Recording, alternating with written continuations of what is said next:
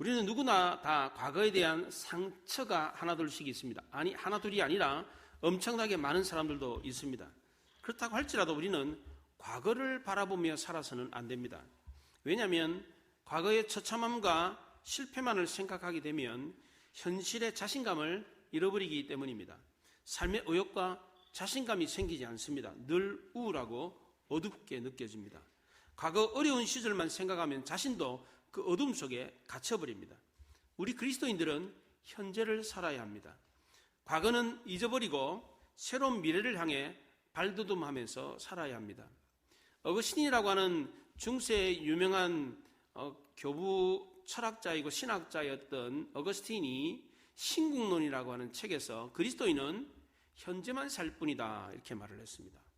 과거는 기억 속의 현재, 현재는 사실 속의 현재, 미래는 기대 속의 현재라고 했습니다. 지금 우리가 살고 있는 이 지금 시점은 현재입니다. 과거는 이미 지나갔습니다. 그리고 미래는 아직 오지 않았습니다. 이미 지나간 과거의 미련을 두어서는 안 됩니다. 아직도 오지 않은 미래를 보고 염려할 필요 없습니다. 오로지 우리는 현재 주어진 삶에 최선을 다하며 살면 되는 것입니다. 과거에 매여 있는 사람은 현실의 삶에 충실할 수가 없습니다. 또한 미래만 바라보고 사는 사람도 마찬가지입니다. 긍정적으로 봤을 때 꿈과 가능성을 바라보고 산다고 하지만 그것이 현재의 기초를 두지 않는다면 그 미래의 꿈과 소망도 아무 소용이 없습니다. 미래의 꿈과 가능성을 실현하기 위한 현재의 삶이 없다면 미래는 없는 것이나 마찬가지입니다. 부정적인 입장에서도 마찬가지입니다. 오지 않는 미래를 두고 걱정하고 염려한다면 그것 역시도 좋지 못한 것입니다. 늘 근심에 쌓여가지고 인생을 우울하게 어둡게 살 수밖에 없습니다. 그래서 가장 중요한 것이 바로 현재입니다. 현재 내가 무엇을 하고 있는가, 어떻게 살고 있는가, 이것이 가장 중요합니다. 우리는 과거에 매여서도 안 되고 미래만 바라보고 있었어도 안 됩니다. 현재 우리에게 주어진 삶에 최선을 다하면 되는 것입니다. 오늘 본문에 나오는 다윗은 과거에 매여 있지 않았습니다. 다윗에게 과거는 아픔과 상처투성이었습니다. 그런데도 다윗은 과거의 오랜 기억 속에 묻어두었던 그 과거를 끄집어내었습니다. 오늘 1절에 보면 다윗이 이르되 사울의 집에 아직도 남은 사람이 있느냐? 내가 요나단으로 말미암아 그 사람에게 은총을 베풀리라 이렇게 말을 했어요. 다윗은 사울과 그의 아들들이 블레셋과의 전쟁에서 다 죽고 난 뒤에 20년 가까이 지났을 때 사울 집에 살아있는 사람을 찾았습니다. 그 이유는 그 친구 요나단으로 말미암아 은총을 베풀려고 했기 때문입니다. 어떤 성경학자들은 다윗이 사울 집안의 사람을 찾은 것은 왕위를 전복시키는 사람이 있을까 찾으려고, 그래서 찾았다 이렇게 해석하는 사람이 있습니다. 그러나 이것은 전혀 근거가 없습니다. 왜냐하면 시간이 이미 너무 많이 지났기 때문입니다. 대개의 경우에 왕위에 오른 사람은 왕위에 오르자마자 자기를 위협하는 세력부터 제거를 합니다. 그렇지 않으면 자기 왕위가 안전하지 않기 때문입니다. 나중에 시간을 두고 천천히 했다가는 왕위가 전복될 수가 있습니다. 다윗도 마찬가지였습니다. 왕위 전복을 노리는 사람이 있었다면 가만두지 않았을 것입니다. 그러나 다행스럽게도 다윗은 왕위에 올랐을 때 그런 일을 할 필요가 없었습니다. 왜냐하면 하나님이 이미 다 정리를 해놓았기 때문입니다. 사울의 장성한 아들들은 사울과 전쟁터에 나가가지고 길보아 산에서 몽땅 다 죽어버렸어요. 하나 남아있는 아들, 막내 아들 이스보셋이 살아남았는데 7년 이후에 신복들에게 암살을 당했습니다. 그러니까 지금 다윗의 권좌를 노릴 만한 사람이 아무도 없었습니다. 그래서 다윗은 복수를 하기 위해서 사울 집안의 사람들을 찾은 게 아니었습니다. 이미 세월이 20년이나 지났습니다. 늦지막히 그렇게 할 이유도 없었습니다. 다윗이 사울의 집안에 남은 자를 찾은 것은 친구 요나단 때문에 은총을 베풀려고 했기 때문입니다. 요나단은 다윗에게 있어서 목숨보다도 더 소중한 친구였습니다. 다윗과 왕위를 다투는 라이벌 관계였지만 요나단은 다윗을 라이벌로 생각하지 않았습니다. 왜냐하면 아버지를 이어서 자기가 왕이 될 거라고 생각하지 않았기 때문입니다. 다윗과 요나단은 사랑하는 연인보다 그 사이가 더 돈독하고 아름다웠습니다.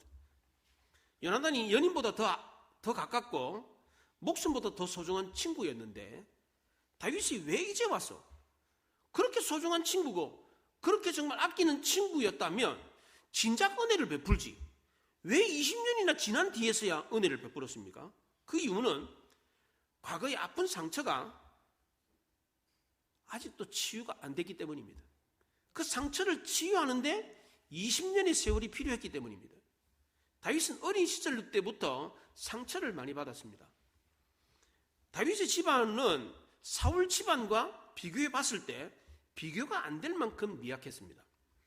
다윗은 가난한 목동의 아들로 태어났습니다. 그것도 막내로 태어났습니다. 온갖 갈시와 조롱을 받으면서 자랐습니다. 그의 형들은 막내 아들, 이 막내인 다윗을 사랑해 준 것이 아니라 오히려 이 막내를 무시하고 빈정거렸습니다. 그래서 다윗은 어렸을 때부터 상처를 많이 받았습니다. 이에 비해서 사울은 전혀 그렇지 않았습니다. 가족들뿐만 아니라 온 이스라엘 백성들에게 칭찬과 사랑을 받으며 자랐습니다. 다윗 집과 사울의 집안은 비교가 안 될 정도로 엄청난 차이가 있었습니다. 그런데 놀랍게 이 다윗이 큰 공을 세우고 이 사울 집안의 부마가 됐습니다.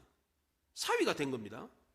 그러다가 오해를 받아서 사울 집안에서 쫓겨났습니다. 그것도 그냥 쫓겨난 게 아니라 장인인 사울이 다윗을 죽이려고 했기 때문에 쫓겨난 겁니다. 다윗은 못 오를 나무에 올랐다가 떨어진 꼴이었습니다. 그런데 다행스럽게 사울의 큰아들 요나단이 다윗의 친구가 되어 주었습니다. 요나단은 다윗이 힘들고 어려울 때에 그를 위로해 주었습니다. 다윗을 마치 자기 생명처럼 아끼고 사랑해 주었습니다. 그러나 이 다윗과 요나단의 이 아름다운 우정도 오래가지 못했습니다. 왜냐하면 다윗이 생명의 위협을 느끼고 사울 집안을 떠나 먼 방황의 길을 떠나야만 했기 때문입니다.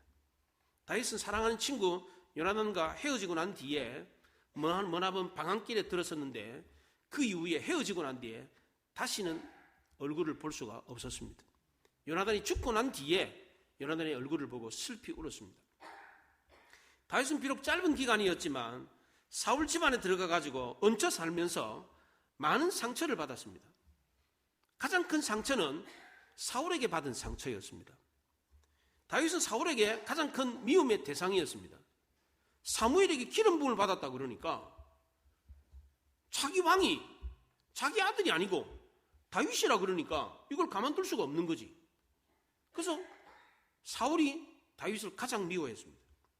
결국 사울 집안에서 쫓겨나서 오랜 기간 동안 도망자 신세로 살아야만 했습니다. 우리 주변에 어린 시절에 집이 가난해가지고 친척 집에 얹혀 산 경험이 있는 사람들이 있습니다. 여러분들 중에는 없으신가요? 뭐 그런 경우 많았잖아요. 자기 집안이 너무 어려워가지고 친척 집안에 얹혀 사는 분들이 있습니다. 이런 분들은 거의 대부분 다 상처가 많습니다. 친척이 잘해준 것은 별로 기억이 없고 잔소리한 거, 서운한 거 그런 것만 기억이 남습니다. 이런 과거의 아픈 상처가 치료되려면 시간이 많이 필요합니다. 하루아침에 내가 당신을 용서했어 그렇게 한다고 해서 그 상처가 치료되는 게 아닙니다. 우리가 예수 믿는다고 해서 예수 믿는 순간에 과거의 모든 상처가 이 순간에 싹 사라지느냐? 그렇지 않습니다. 구체적인 상담과 치유의 과정이 있어야만 합니다. 하나님 우리가 예수 그리스도를 인격적으로 영접했다고 해서 우리의 모든 문제를 일순간에 다 해결해 주시지 않습니다. 예수 믿음과 동시에 새로운 사람, 보다 더 성숙한 사람이 되느냐? 그렇지 않습니다. 아픔과 상처가 오랜 기간 동안 지속되었던 것처럼 그 상처가 아무는데도 상당히 오랜 시간이 걸립니다. 하나님은 급하게 문제를 해결하시지 않습니다. 다윗이 사울 집안 사람들을 오랜 시간이 지난 뒤에 찾았던 이유도 바로 여기에 있습니다. 어느 정도 마음의 상처가 회복되고 난 뒤에 사울 집안의 사람들을 찾았습니다. 왜냐하면 과거에 입은 상처를 치유하는데 시간이 걸렸기 때문입니다. 과거 아픈 상처, 과거의 묵은 감정은 신앙이 좋다고 해서 금방 해결되는 게 아닙니다. 다윗이 이 문제를 해결하는 데는 20여 년 가까이 걸렸습니다. 형들의 미움과 시기와 질투 때문에 애굽의 노예로 팔려갔던 요셉도 마찬가지였습니다. 가나안의 흉년이 들었을 때 야곱의 아들들이 애굽에 양식을 사러 왔습니다. 요셉이 어느 날 관저에 앉아가지고 양식을 팔고 있는데 가만 보니까 어디서 많이 보던 사람들이에요. 형들이 머리를 숙이고 있는 겁니다. 요셉이 깜짝 놀랐습니다. 만감이 교차했습니다. 한쪽 마음에서는 미움의 감정이 막 확 일어났습니다.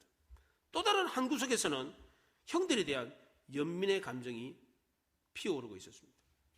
한쪽에서는 분노의 불이, 또 다른 한쪽에서는 연민의 정이 일어나고 있었습니다. 요셉이 마음이 정리가 안 됐어요. 형들이 왔는데도 불구하고 아는 체도 하지 않고 돌려보냈습니다. 다음에 또 왔는데도 역시 마찬가지였습니다. 자기가 요셉이라고 밝히지를 않았습니다. 감정이 북받쳐 올라가지고 눈물이 쏟아지는데 들어가서 세수하고 나와가지고 또 눈물을 흘리니까 또 들어가서 또 세수하고 나오고 이러기를 반복했습니다. 그래도 자기가 요셉이라고 밝히지 않았습니다. 왜 그랬습니까? 요셉 역시도 감정의 상처가 아직 완전히 치유되지가 않았기 때문입니다. 만약 요셉이 과거 아픔의 상처가 다 치유가 됐더라면 애굽의 국무총리가 됐을 때 곧바로 아버지가 계시는 가나안 땅으로 갔을 겁니다. 그렇잖아요? 근데 요셉은 애굽의 국무총리가 됐는데도 불구하고 9년이나 지났는데도 불구하고 아버지의 집을 방문하지 않았습니다. 형들이 왔는데도 불구하고 그 형들에게조차도 자기의 신분을 밝히지 않았습니다. 왜 그랬습니까? 그때까지만 해도 요셉은 과거 아픔의 상처가 치유되지 않았기 때문입니다. 요셉은 형들이 그리웠고 아버지가 보고 싶었습니다. 그래도 고향 땅을 방문하지 않았습니다. 왜냐하면 아직도 여전히 마음 한구석에 형들에 대한 분노가 살아있었기 때문입니다. 그런데 그때까지만 해도 완전히 치유되지 못했던 요셉의 마음이 치유되는 결정적인 사건이 일어났습니다. 베냐민의 곡식 자루에서 은잔이 나왔습니다. 베냐민은 꼼짝없이 도둑으로 몰려가지고 종이 되게 되었습니다. 아버지 집으로 돌아가지 못하고 애굽에서 종살이를 하게 되는 기가 막힌 일이 벌어진 겁니다. 아버지 야곱이 가장 사랑했고 아버지의 생명과도 같은 베냐민이 애굽에서 종이 되어야 된다. 이 사실을 아는 순간 형제들이 깜짝 놀랐습니다. 가슴이 철렁 내려앉았어요. 다른 형제들이 아니고 막내 베냐민을 아버지 집에 데려가지 못하면 아버지가 큰 충격을 받아가지고 죽을 거다. 이 생각을 했습니다. 이때 유다가 나서가지고 이 아들 베냐민은 우리 아버지의 생명과도 같습니다. 이 아들이 돌아가지 않으면, 돌려보내주시지 않으면 우리 아버지 죽습니다. 그러니까 이 아들 대신에, 이 베냐민 대신에 나를 종으로 삼으시고 이 아이를 풀어주십시오. 이렇게 말을 했습니다. 요셉은 이 말을 듣는 순간 참았던 눈물을 더 이상 숨길 수가 없었습니다. 만약 그때 20년 전에 형들 중에 유다와 같은 이런 형들이 있었더라면 요셉은 애굽의 노예로 팔려오지 않았을 겁니다. 요셉은 유다의 말을 듣는 순간 형들에 대한 모든 미움의 감정을 다 버렸습니다. 그리고 엉엉 울면서 형들과 뜨거운 감격의 포옹을 했습니다. 이처럼 과거의 아픈 상처가 깨끗하게 정리되는 데는 상당히 오랜 시간이 걸리고 쉽지 않은 일입니다. 억지로 서류 정리하듯이 정리한다고 해서 되는 게 아닙니다. 충분한 시간이 필요합니다. 하나님도 충분한 시간을 통해서 우리의 과거의 아픈 상처를 치료하십니다. 중요한 것은 우리를 궁극적으로 완전하게 치료하는 분이 바로 우리 하나님이시라는 겁니다. 왜냐하면 하나님은 우리의 모든 위로의 아버지라고 했기 때문입니다. 상처가 많았던 다윗을 하나님이 치료했습니다. 다윗은 왕위에 오른 뒤에 사울 집안 사람들을 몰살시키거나 원수를 갚으려고 하지 않았습니다. 그런데 세월이 지나고 보니까 사울 집안 사람들이 다 망한 거예요. 자기가 무슨 원수를 갚으려고 몰살시키려고 한 것도 아닌데 시간이 지나고 보니까 야, 사울 집안 사람들 누가 있냐 한번 찾아봐라 그랬더니 없는 거예요. 하나 살아남았는데 요나단의 아들 무효셋이 하나 살아남았습니다. 다윗은 깜짝 놀랐습니다. 자기가 원수 갚은 것도 아닌데 하나님이 다 해주셨어요. 오랜 시간이 지난 뒤에 보니까 사울 집안은 스스로 망해 있었습니다. 다윗이 복수를 할 필요도 없이 사울 집안이 철저하게 망해 있었습니다. 영화나 드라마에 보면 한평생 복수를 위해서 평생을 거기에 매달리는 사람 이야기가 종종 나오지요. 그래서 원수 갚기 위해서 그 오랜 시간 동안 매달려가지고 드디어 원수를 갚으려고 원수를 딱 만났는데 보니까 원수가 죽을 병에 걸려가지고 다 죽어가고 있는 거예요. 그런 장면이 종종 나와요. 실제로 이런 경우가 많습니다. 그렇게 병에 걸려가지고 죽은 사람, 다 죽어가는 사람 죽이려고 일평생을 거기에 매달려서 살았던 이 사람, 다 죽어가는 원수를 보면서 내가 죽이려고 할 필요도 없어. 망해가지고 다 죽어가고 있는 거예요. 그걸 보았을 때 일평생 원수 갚는데 온 힘을 쏟았던 이 사람은 어떤 생각이 들겠습니까? 얼마나 허무하고 허탈하겠습니까? 이런 사람은 복수 때문에 인생을 허비한 사람입니다. 그러나 다윗은 그렇게 살지 않았습니다. 일평생 원수 갚는데 시간을 허비하지 않았습니다. 원수를 갚으려고 하지 않고 하나님께 맡겼습니다. 그랬더니 하나님이 다 해주셨습니다. 로마서 12장 19절에 원수 갚는 것이 내게 있으니 내가 갚으리라 그렇게 말을 했습니다. 원수 갚는 일은 우리가 하는 일이 아닙니다. 하나님이 하실 일입니다. 이걸 두고 일평생 매달리는 사람은 인생을 허비하는 사람입니다. 인생을 스스로 망치는 겁니다. 다윗은 세월이 지난 뒤에 하나님이 원수 갚는 일을 했다는 것을 알았습니다. 사울 집안 사람은 요나단의 아들 무이보셋 한 사람뿐이었습니다. 무이보셋이 5살 때 그의 할아버지 사울과 그의 아버지 요나단이 전쟁에서 죽었다는 소식이 들려왔습니다. 이때 유모가 이 5살 배기 무이보셋을 안고 도망을 가다가 떨어뜨렸어요. 그래가지고 이 무이보셋이 2다리를 절게 되었습니다. 왜 유모가 전쟁에서 사울 집안 사람이 죽었다는 소식을 듣고 아이를 안고 도망을 갔겠습니까? 신변의 위협을 느꼈기 때문입니다. 누가 죽이려고 한 것도 아닌데 미리 짐작하고 도망을 갔습니다. 다윗이 복수하려고 했더라면 사울 집안 사람들을 못 찾아냈겠습니까? 다 찾아냈죠. 그런데 다윗은 그렇게 하지 않았습니다. 왜냐하면 사울이 어떻게 해서 국정을 실패하고 나라를 망하게 했는지를 똑똑히 보았기 때문입니다. 사울은 나란 일은 뒷전이고 개인 원한을 갚는데 온 힘을 쏟았습니다. 그렇기 때문에 결국 하나님께 버림받았고 비참한 최후를 맞이했습니다. 다윗은 이것을 너무나도 잘 알고 있었기 때문에 사울처럼 하려고 하지 않았습니다. 원수를 갚는 대신에 원수에게 은혜를 베풀려고 했습니다. 다윗이 무이보셋에게 베풀었던 은혜는 2가지였습니다.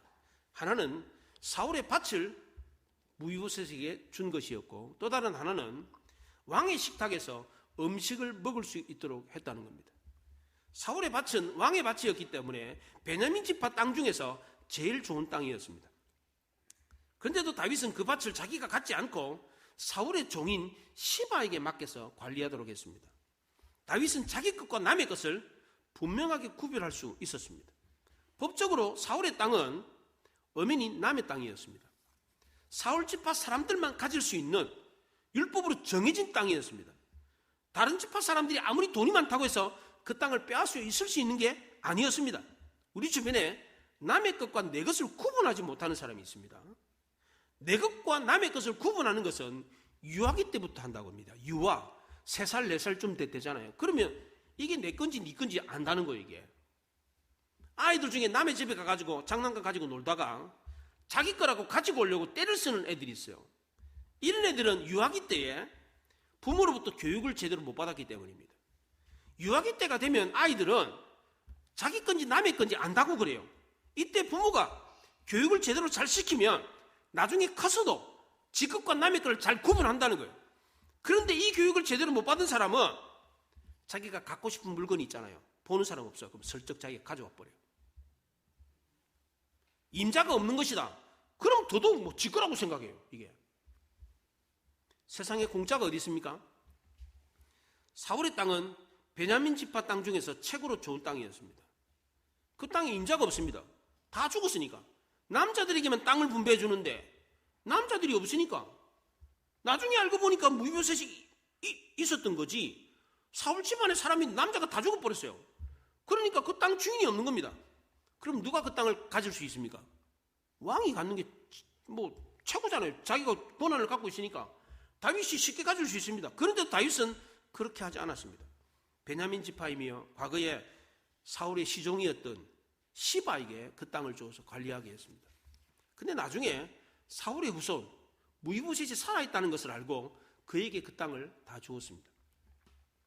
2번째로 다윗이 무이보셋에게 베풀었던 은총은 왕의 식탁에서 음식을 먹을 수 있도록 했던 겁니다. 이것은 무이보셋을 한 식구로 받아들였다는 뜻입니다. 특별히 왕의 식탁에서 먹을 수 있는 사람은 왕의 가족들이거나 왕의 신복들 중에 최측근 사람들만 특별히 음식을 먹을 수 있었습니다. 그런데 이런 존귀한 자리에 요나단의 아들 무이보셋이 앉았다는 것은 참으로 놀라운 일이었습니다. 다윗은 무이보셋을 마치 자기의 아들처럼 생각을 했습니다. 무이보셋은 다윗에게 이런 파격적인 대우를 받았을 때 어떻게 했습니까? 무이보셋이 다윗을 처음 만났을 때 자기를 뭐라고 소개합니까? 6절에 보면 보소서 당신의 종인이다, 이렇게 자기를 소개했습니다. 그리고 다윗이 자기에게 은총을 베풀었을 때 무이보셋은 자기는 죽은 개 같은 사람입니다, 이렇게 말했어요. 죽은 개 같은 사람이다. 모세율법에 죽은 시체는 부정해서 가까이 하지 않도록 되어 있습니다. 죽은 개 누가 가까이 합니까? 거들떠도 보지 않습니다. 무이보셋은 자기 인생이 마치 죽은 개와 같다, 이렇게 말을 했습니다.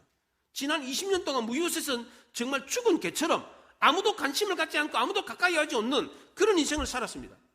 사울 일가의 아들이라는 이유로 숨어서 지낼 수밖에 없었습니다. 그것도 자기 집이 아니라 남의 집에 얹혀서 살았습니다. 4절에 보면 로드발 암미암의 아들 마길의 집에서 살았다고 했는데, 이 로드발이라는 말은 목초지가 없다는 뜻입니다. 목초지가 없으니까 풀이 안 나는 데니까 사람이 안 사는 데지 뭐. 그런 데서 살았어요. 황무지에서 숨어서 살았습니다. 누가 오기라도 하면 얼른 몸을 숨기며 가슴 졸이면서 그렇게 20년을 살았습니다.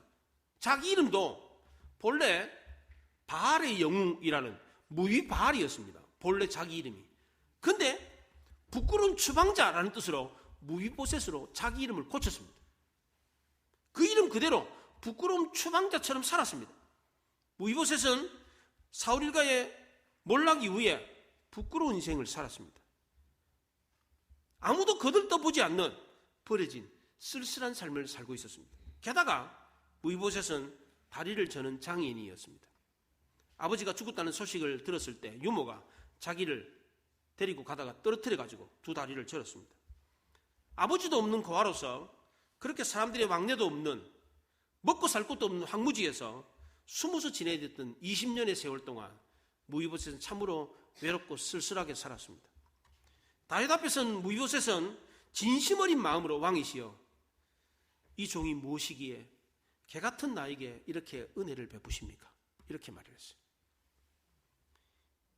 무위보셋의 이 말은 입에 발린 말이 아니었습니다. 정말 그렇게 살았습니다.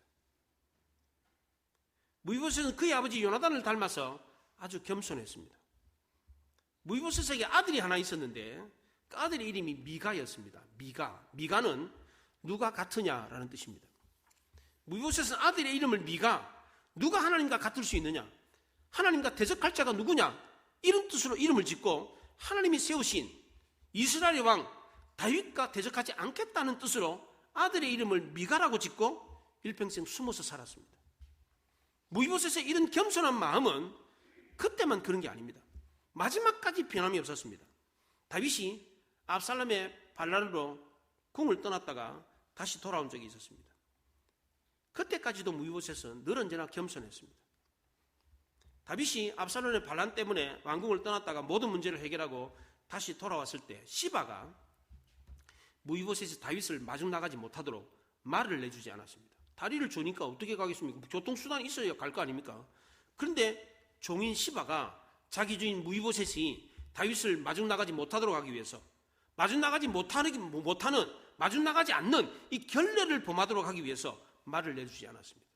그리고 다윗에게 가가지고 다윗이 감히 나에게 은혜를 입은 자가 나를 마중도 안 나온다 이렇게 화를 냈을 때 시바에게 그 사울의 땅을 다 줘버렸어요.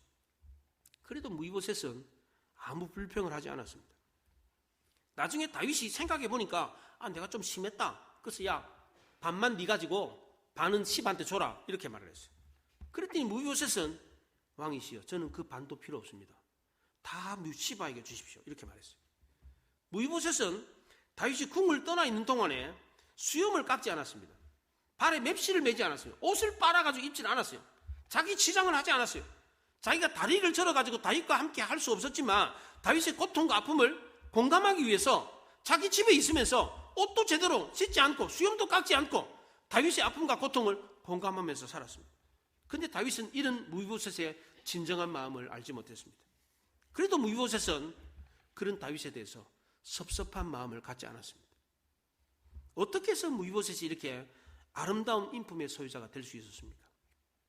그의 아버지 요나단이 훌륭한 인품의 소유자였기 때문에 그럴 수 있습니다. 그런 DNA를 받아가지고 5살밖에 안 됐는데, 아버지를 떠났을 때 5살밖에 안 됐는데 아버지한테 무슨 교육을 받았겠어요? 물론 뭐 아버지의 DNA, 그런 겸손한 DNA를 받아서 그럴 수 있습니다. 그러나 더 결정적인 요인은 하나님이 환경을 통해서 무비보셋을 그렇게 만들었기 때문입니다. 무비보셋은 자기가 다리를 저는 것에 대해서, 자기가 장애인이 된 것에 대해서 원망을 하지 않았습니다. 자기 스스로 자기를 낮추기까지 했습니다. 저는 종입니다. 개 같은 인생입니다. 이렇게 말했어요. 또한 무비보셋은 노두발이라고 하는 쓸쓸한 곳에 버려졌습니다. 아무런 희망도 없고 아무도 찾아오지 않는 것, 누구 하나 돌봐주지 않는 쓸쓸한 곳에서 버려진 삶을 살았습니다. 그러나 하나님은 이렇게 살고 있는 무비보셋을 버린 것이 아니라 지켜보고 있었습니다.